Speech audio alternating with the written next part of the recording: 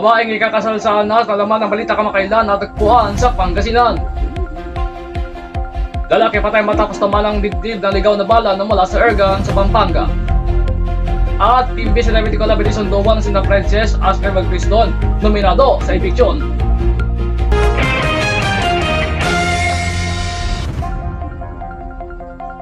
Magandang gabi po, ito ang Balitaan Plus Prime Time sa High School Channel 4. Ito po ang nililingkod, Arkinuwan David Cabeon. Mga kabalitaan, babaeng ikakasal na kamakailan na naging laman ng balita natagpuan na sa Pangasinan. Si Sierra de Juan na nawawala ilang araw bago ang kanyang kasal nitong unang bahagi ng buwan ay natagpuan na sa Ilocos Region. Ayon sa Quezon City Police District o QCPD, nitong Lunes, ayon sa ulat ng DCHM 792 Internet Radio M sa Metro Manila, sinabi ni Police Major Jennifer Ganaban, tagapagsalita ng QCPD, na ilalathala na lamang nila ang eksaktong kinaroroonan ng ni Dewan kapag nahuli na siya ng mga otoridad. Nakatakdasan ng magpalitan ng panata sina Dewan at ang kanyang kasintahang si Mark R.J. Reyes nitong Disyembre 14. Inaasahang magbibigay ng testimonya si Dewan sa Quezon City Police District ng anumang oras.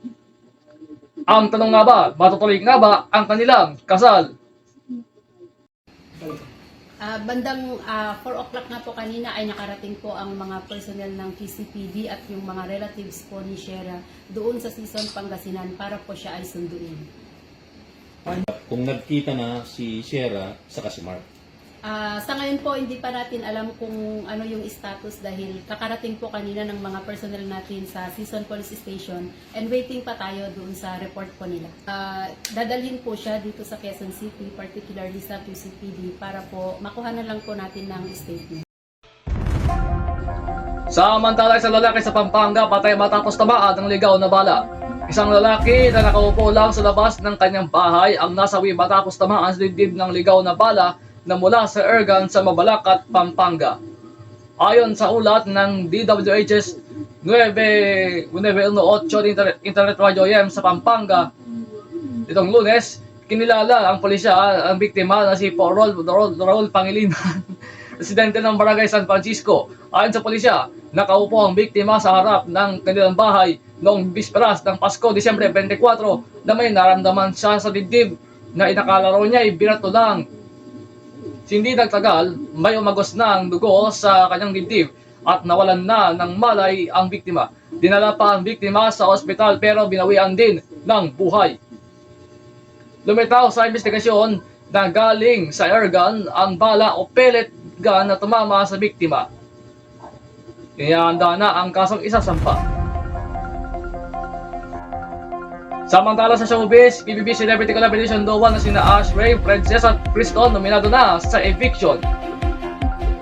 Nominado na para sa eviction ang tambalang Princess, Ashley at Criston sa Pinoy Big Brother Celebrity Collaboration 2.0 ngayong linggo.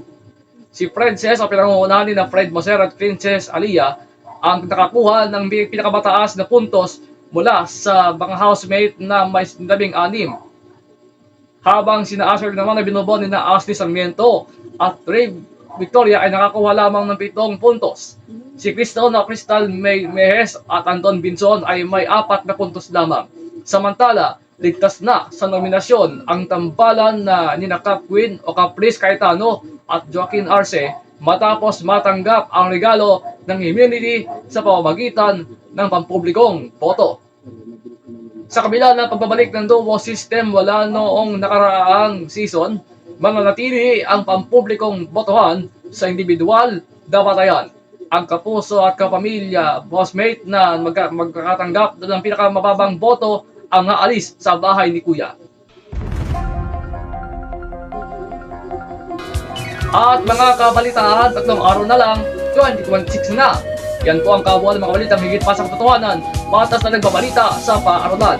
Para sa iba pa mga balita, tumutok sa aming social media pages at napapainggan din po kami sa DCHS 945 Internet Radio M. Mag-email din po sa officialbalitaanplus@gmail.com. Ito po ang nilingkod Arkinuwan David Cabeon, nagulat para sa Balitaan Plus para sa magpo at mabuhay ang Pilipinas.